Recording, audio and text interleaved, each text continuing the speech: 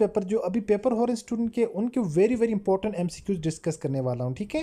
Question number 1 है हमारे पास LREOS। तो ये वाला वर्ड है ना, इसको आप लोगों ने रीअरेंज करके लिखना था। अच्छा स्टूडेंट, एक चीज़ मैं आपको और भी बता दूं, LDC का, UDC का और असिस्टेंट का जो पेपर हो रहा है ना, इनमें डिफरेंस ये है, जो LDC UDC का पेपर हो रहा है इसमें सबसे पहले जो पेपर हो रहा है वो वर्बल कोर है ना, उसमें वही 18 मिनट टाइम है और 40 MCQs।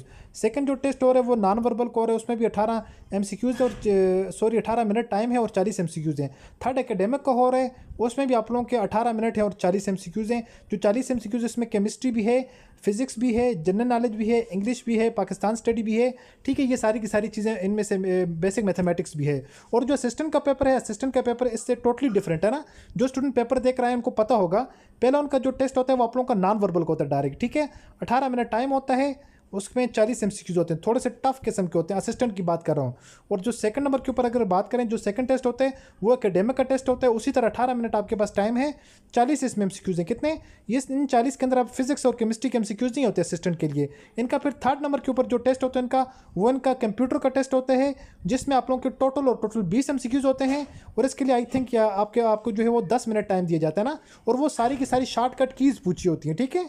तो ये आप लोगों का जो है वो सिलेबस है, इंस्टेड ऑफ दिस के लंबी चौड़ी डिटेल हो, ये शॉर्ट और सिंपल कंफर्म सिलेबस है जो हमारे स्टूडेंट टेस्ट देख रहे हैं, ये उन्होंने डिस्कस किया है, ठीक है। अगर इस वर्ड को हम रीअरेंज करके लिखें, हमारे पास क्या बनता है? रूल्स, सोर, लूजर, सोल। अगर इसको हम देखें, हमारे पास कितने वर्ड हैं? पहले सबसे पहले हमने वर्ड को देखना है ना, कितने? 1 2 3 4 5। हमें इस बात का पता होना चाहिए, जब हम इनको रीअरेंज करके लिखेंगे फिर भी हमारे पास 5 आने चाहिए। तो 5 वाले हमारे पास एक ऑप्शन नंबर सी है, एक ऑप्शन नंबर ए है। इसमें से बी भी कैंसिल हो गया, डी भी कैंसिल हो गया। अब इन दोनों में हमने देखना है LOSER, क्या इसमें एल भी है, ओ भी है, एस भी है, ई भी है, आर भी है, कि ये लूजर है या ये मोस्ट सूटेबल हमारे पास जो है रूल्स है। तो ऑप्शन नंबर ए हमारे पास क्या है? मोस्ट सूटेबल हो जाएगा, रूल्स। ओके, आंसर है। नेक्स्ट क्वेश्चन आया हुआ था पेपर के अंदर, who build the Lahore fort. तो लाहौर फोर्ट जो है वो किसने तामीर करवाया? तो ये अकबर ने तामीर करवाया था, ठीक है, जो मुग़ल बादशाह था। स्टूडेंट, सबसे पहले आप लोगों ने वीडियो को लाइक कर देना है। चैनल पर न्यू आए हैं तो प्लीज़ चैनल को भी आप लोग सब्सक्राइब कर सकते हैं for further information and test preparation purpose. Okay, अगर कोई स्टूडेंट हमारा पेड सेशन ज्वाइन करना चाह रहा हो, आप लोग हमारे दिए गए नंबर पर व्हाट्सएप पर हमसे रब्ता कर सकते हैं। अकॉर्डिंग टू पेपर पैटर्न आपको टेस्ट की तैयारी करवाएंगे विद 100% गारंटेड इंशाल्लाह। जो टेस्ट की हम आपको तैयारी करवाएंगे, आपका पेपर 80 to 85% उसी में से बनकर आएगा। डेली बेस पर होने वाले स्टूडेंट के टेस्ट एक्सपीरियंस शेयर करेंगे, और जो जितना सारे के सारा आपको मटेरियल प्रोवाइड करेंगे इंशाल्लाह 110% इस बात की श्योरिटी है, आपका पेपर उसी में से बनकर आएगा। आप लोग हमारे दिए गए नंबर पर व्हाट्सएप पर हमसे रब्ता कर सकते हैं टेस्ट प्रिपरेशन पर्पज़ के लिए, तो उसके लिए कुछ फ़ी भी होती है। नेक्स्ट हमारे पास क्वेश्चन है, number of row and column in MS Excel. तो MS एक्सेल के अंदर number of row and column कितने हैं? नंबर ऑफ रो की अगर बात करें 1048,576, ये हमारे पास क्या है, किसकी तादाद है?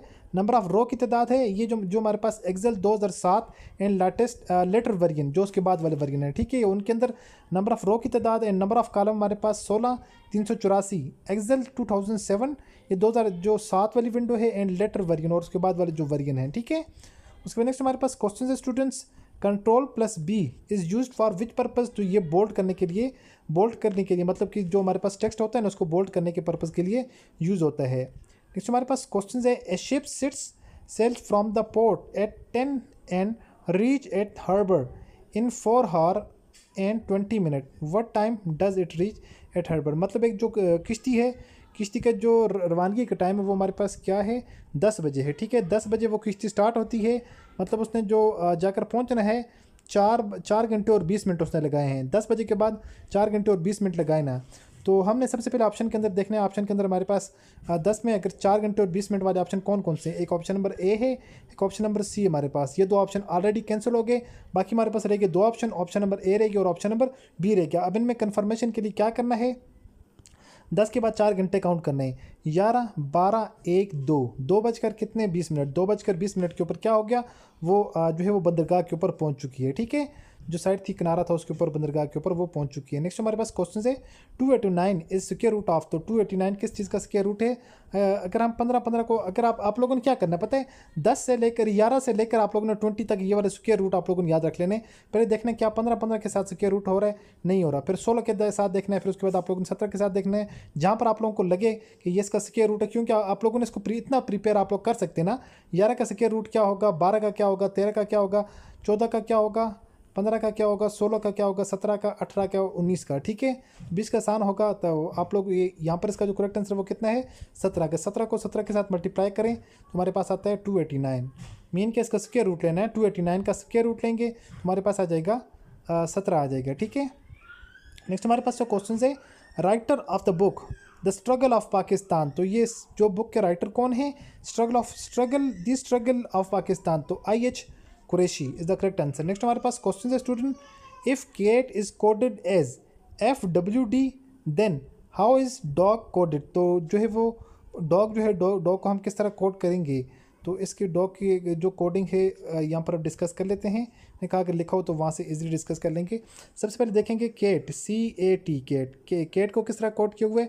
सी के बाद देखें कितने वर्ड छोड़े हुए, ABCDEF, मतलब 2 लेटर स्किप करके उसके बाद इन लोगों ने क्या किए हुए, F यहाँ पर इन लोगों ने लिखा हुआ है। इसी तरह A के बाद BC, उसके बाद D ना, ABC, उसके बाद BCD, मतलब कि 2 लेटर पे स्किप किए हुए, TUV, उसके बाद W, मतलब कि इन लोगों ने क्या किया हुआ है, जो लेटर है हर लेटर के बाद मतलब 2 अल्फ़ाबेट इसमें स्किप करके नेक्स्ट लिखा हुआ है। तो हमने भी सेम काम करना है। उसके बाद हमारे पास डॉग इन लोगों ने हमें दिए हुए ना, तो डॉग में सिमिलरली DOG, तो इसी तरह सिमिलरली हमने क्या करना है, D के बाद 2 अल्फ़ाबेट स्किप करने हैं, उसके बाद O के बाद 2 अल्फ़ाबेट स्किप करने हैं, उसके बाद G के बाद हमने 2 अल्फ़ाबेट स्किप करने हैं। तो हमारे पास क्या आ जाएगा, अगर हम D के बाद 2 अल्फ़ाबेट स्किप करेंगे, GHI, उसके बाद हमारे पास आ जाएगा G ना, ABCDEFG आ जाएगा, ठीक है।